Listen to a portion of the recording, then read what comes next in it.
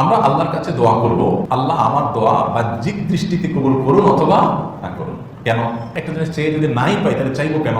কারণ হলো এটা দুনিয়ার মানুষের কাছে চাওয়া নয়। দুনিয়ার মানুষের কাছে চেয়ে যদি আমি না পাই তাহলে চেয়ে অযথা নিজেকে ছোট করবো কেন?